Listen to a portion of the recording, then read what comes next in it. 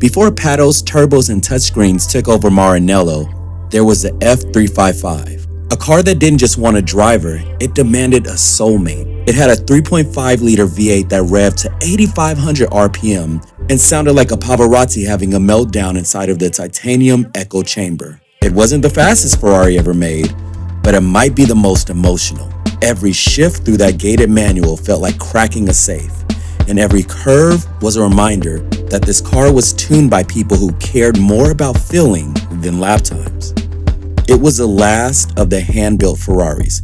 No power steering on early models, no flappy paddles, just you, a metal gate, and 375 Italian horses asking if you're good enough. The F355 didn't drive you, it tested you.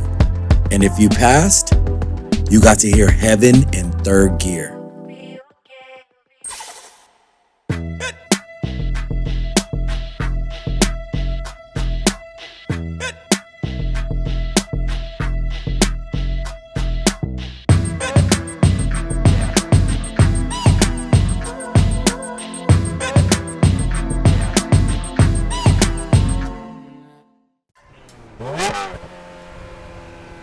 I like to think that this car is 100% drama. I've owned Porsches, and Porsches to me are very surgical, they're precise, and they're fast. This car is dramatic.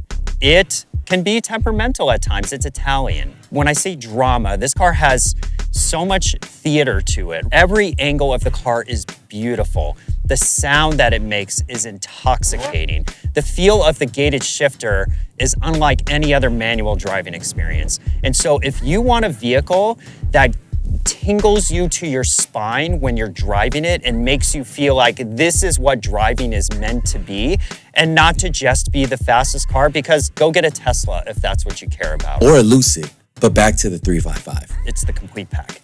Cars today are much faster. This car is everything. It's all the senses. It's the sound, it's the smells, it's the feel of the gated shifter. You are experiencing something visceral that you don't get in any modern vehicle. To me, it's like the perfect representation of old and new. It has just enough newer technology to make it fast and fun while still keeping a lot of the kind of vintage heritage of what made Ferrari special. Those are the things that I most enjoy about the car. The experience that I most enjoy with it every year is taking it up to Car Week. I do a 1,000-mile drive up the coast to Carmel and Monterey every August.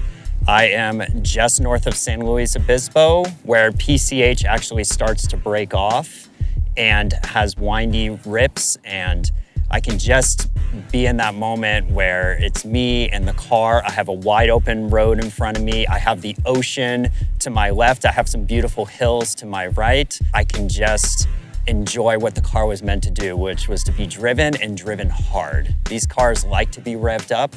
They need the Italian tune-up. They do not want to be babied. Well, you want to know what an Italian tune-up is? That's the Italian tune-up. The 355 is built originally off the 348. It's the same car. These body panels, you can actually swap directly onto a 348. Shortly after the 348 debuted, Acura released the NSX. That car scared the shit out of Ferrari because now the Japanese were beating them at their game. This was the make it or break it. Like, if they couldn't respond to the NSX, they were done. Luca Monticello had just taken over for Ferrari, and he really needed to come back at the Japanese with a response, and that was the 355. They spent thousands of hours in the wind tunnel just perfecting the styling. They went from a 4-valve engine to a 5-valve engine. They went from a dogleg 5-speed, which Ferrari had always used, to a 6-speed manual. They came ready to basically beat the Japanese, and that's what I love so much about this car is the epitome of old school Ferrari with the technology taken to the nth degree at its time in the 90s. And what a time it was. The change between the 355 and the 360 was drastic. The 360 was all aluminum. It really was a car to take Ferrari into the 21st century. And to me, this car is really about, seeing the highlights of the 90s and the 20th century. So the pop-up headlights, the steel chassis, it's old school in nature. It has the same curved rear window going back to the Ferrari Dino of the 70s. Ferrari has had a legacy of authentic racing inputs.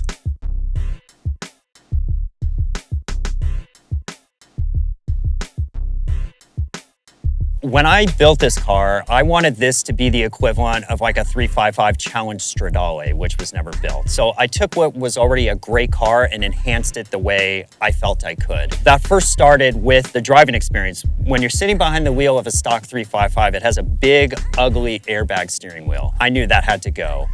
My dream car is the Ferrari F50, so I tried to inject as much F50 influence into this car as possible. So an F50 steering wheel, I feel like did that for me. Behind the wheel, I'm looking out, I see that F50 wheel, I have the gated shifter. Then it was a matter of just enhancing the seating. So some recaro pole positions keep me tight, keep me in place. Visually, I want to see as much carbon fiber as possible because to me, building a motorsport influence 355 has to have carbon. So I can look around the interior, I can see the carbon door panels, the center tunnel, I can see the alcantara binnacle with the red stitching. Those are the things that enhanced the visual and the feel of the driving position. And then the last thing was the sound. That's where I spent as much time to perfect that as possible between 2B headers, an MS Racing Y pipe, Capristo test pipes, and then an Ito Racing exhaust from Japan. That to me was the perfect formula of how to take the perfect 355 and audibly make it the best sounding car on the road.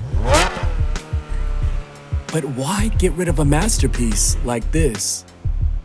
When I first got the car, I didn't have as many kids as I do today. I now have 3 boys that are all passionate like I am for cars. And it's a fight every weekend about who's gonna go out with dad. As much as I love the car, I can't justify keeping it when I could be getting something that I could round them all up in and we can go out to Cars and Coffees and be a family. Its chapter has lived in my life and I'm ready to move on. Who gets the car, I hope is somebody that wants to drive the hell out of it and drive it hard and enjoy the driving experience, because while this car is beautiful to look at, it's the driving, it's that true analog feel the car gives that puts a smile on my face every time I get to, get in behind the wheel. So I hope it's somebody that could take it to 100,000 miles and beyond, because this car deserves that.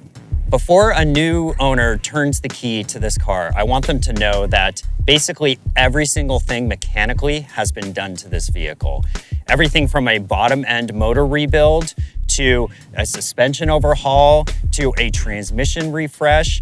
There has not been one stone that hasn't been turned in order to make this the most mechanically sorted 355 that there possibly can be. The proof is in the pudding. I drive this car regularly 1,000+ miles on road trips. It has never left me stranded. It is dead reliable as a Ferrari can be. It is, in essence, the most well-sorted 355, in my opinion, in existence.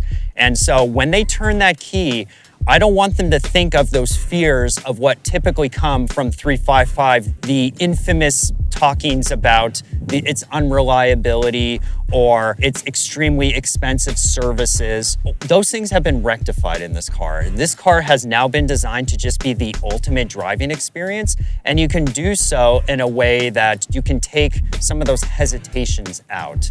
You can just get in and drive and enjoy the driving experience for what it is. The F355. The last analog Ferrari that sings at 8,500 RPM and breaks hearts when it leaves the driveway.